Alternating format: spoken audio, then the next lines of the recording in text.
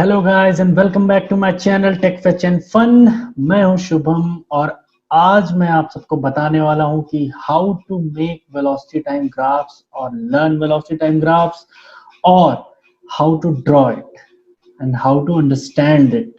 Okay, पिछले lectures में हमने कई चीज़ों पे बात की, बट जो रिसेंट लेक्चर था मेरा क्लास 9th फिजिक्स का, वो था ग्राफिकल रिप्रेजेंटेशन ऑफ मोशन, जो कि डिस्टेंस टाइम ग्राफ के ऊपर था। आई होप आप सबको समझ में आया होगा, और अगर आपने मेरी पिछली वीडियोस नहीं देखी हैं तो प्लीज स्क्रीन पे आई सेक्शन पे जाएं और उसे क्लिक करें और मेरी पिछली वीडियोस को देखें। तो टाइम न बर्बाद करते हुए शुरू करते हैं। मैथ्स और फिजिक्स में है परेशान तो हमारे चैनल को सब्सक्राइब करें और ज्ञान प्राप्ति के लिए इस घंटे को दबाना बिल्कुल मत भूलें। धन्यवाद। जैसा कि आप सब स्क्रीन में देख रहे हैं, वेलोसिटी टाइम ग्राफ, ये हमारा जो ग्राफिकल रिप्रेजेंटेशन है उसका ये लास्ट टॉपिक है। ठीक है, तो वेलोसिटी टाइम ग्राफ्स कितने टाइप के होते हैं? जाहिर सी बात है, पहले तो ऑब्जेक्ट रेस्ट पे होगा, ऑब्जेक्ट यूनिफॉर्म मोशन पे होगा, ऑब्जेक्ट नॉन यूनिफॉर्म मोशन पे होगा। बट इसको हमें थोड़ा और डीपली समझने के लिए वेलोसिटी टाइम ग्राफ की तरफ जाना होगा। हमने डिस्टेंस टाइम ग्राफ पढ़ लिया है ना, उसमें भी हमने यही चीजों के बारे में ग्राफ बनाया था, but velocity time graph is something else. Distance और टाइम ग्राफ आपको स्पीड के बारे में बताता था बच्चों, ठीक है। वेलोसिटी टाइम ग्राफ आपको एक्सेलरेशन के बारे में बताएगा, because on Y axis we are taking velocity and on x axis we are taking time, and change in velocity upon change in time is acceleration। Correct बच्चों, ठीक है। तो acceleration हम वेलोसिटी टाइम ग्राफ से जो है acceleration को find करते हैं। कैसे? देखिए, पहले तो हम देख लेते हैं कितने पार्ट्स में कैटेगराइज है, कितने इसके ग्राफ बनेंगे। Object is in uniform motion. Uniform motion बच्चों मतलब कांस्टेंट स्पीड, यानी कि same distance travelled in same time या इक्वल डिस्टेंस इक्वल टाइम। ठीक है, ये आपको कॉन्सेप्ट्स याद रखने पड़ेंगे। अभी ये जो अब तक जो मैं बता रहा हूं, ये ग्राफ तक के सारे ये कॉन्सेप्ट्स हैं। इन कॉन्सेप्ट्स को आप याद रखोगे तो कंफर्म है आपको 9th क्लास की फिजिक्स में जरा सी भी दिक्कत नहीं होने वाली, because it's all about kinematics. ठीक है, तो कांस्टेंट वेलोसिटी से कहते हैं। अब कांस्टेंट वेलोसिटी हुआ, इसका मतलब एक्सेलरेशन जो है वो चेंज इन वेलोसिटी होता है।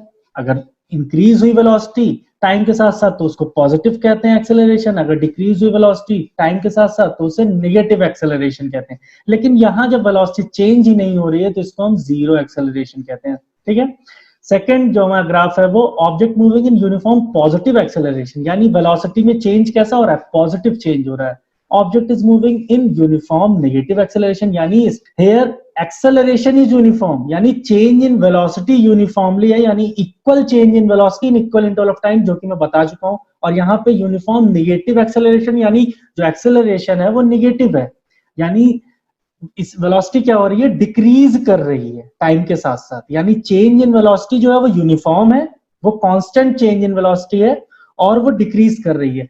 तो चेंज इन वेलोसिटी कांस्टेंट हो रहा है कितना? टाइम के साथ साथ। ठीक है, तो वो निगेटिव क्यों है? क्योंकि वेलोसिटी चेंज कैसा हो रहा है? डिक्रीज हो रहा है, तो उसे हम यूनिफॉर्म निगेटिव एक्सेलरेशन कहेंगे। अब नॉन यूनिफॉर्म पॉजिटिव एक्सेलरेशन, देखिए पिछले लेक्चर्स में हमने non uniform velocity uniform velocity की बात की थी, बिकॉज वो डिस्टेंस टाइम ग्राफ था या पोजीशन टाइम ग्राफ था या डिस्प्लेसमेंट टाइम ग्राफ उसे कहते हैं।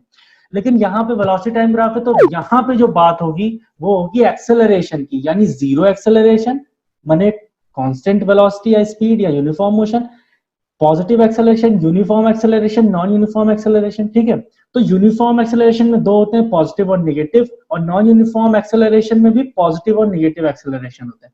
तो पहला ग्राफ मैं शुरू करता हूं जो है जिसमें कांस्टेंट वेलोसिटी होती है, मूविंग एट यूनिफॉर्म वेलोसिटी और कांस्टेंट वेलोसिटी, जिसको मैंने पहले बताया जीरो एक्सेलरेशन होगा। कैसे? देखिए, हमने जीरो टाइम, देखो टाइम एक्सिस पे हमने टाइम को ले लिया T1 T2 T3 T4, और वेलोसिटी एक्सिस पे हमने जब जीरो टाइम था तो हमने देखा एट द इंस्टेंट जब टाइम जीरो है तो वेलोसिटी कितना है? 30 मीटर पर सेकंड।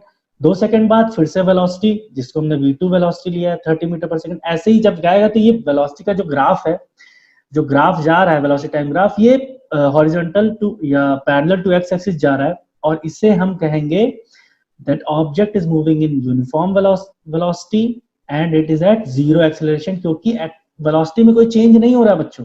ठीक है, तो इसलिए हमने जो v1 v2 v3 v4 तीनों इक्वल हैं, तीनों 30 हैं, और बाकी टाइम t1 t2 t3 ये इधर है। हमने यहाँ डेल्टा t का मतलब चेंज इन टाइम होता है, हमने यहाँ वैल्यू पुट की v2 minus v1 upon t2 minus t1, जो आपने पिछले लेक्चर में देखा हमने s2 minus s1 upon t2 minus t1 किया था वेलोसिटी निकालने के लिए, और वेलोसिटी टाइम ग्राफ में हम एक्सेलरेशन निकालते हैं।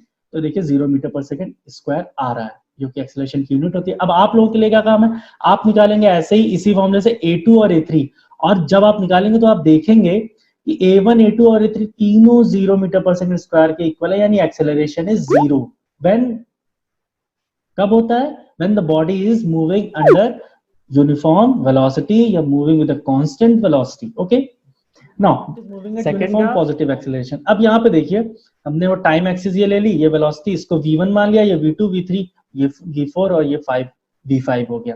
यहाँ पे देखिए जब टाइम 0 था एट द इंस्टेंट तो गाड़ी चल रही थी 10 मीटर पर सेकंड, जो कि हमने v1 माना है क्योंकि ग्राफ यहाँ से स्टार्ट हो रहा है। अब ये ग्राफ ऊपर की तरफ जा रहा है टाइम के साथ साथ, इसका मतलब ये पॉजिटिव एक्सेलरेशन है। अब यूनिफॉर्म कैसे होगा, जब एक्सेलरेशन हम निकालेंगे यानी a1 a2 a3 a4 और ये चारों की वैल्यू इक्वल आए, तो हमने वही किया है, हमने यहाँ पे हमने इसको निकाला।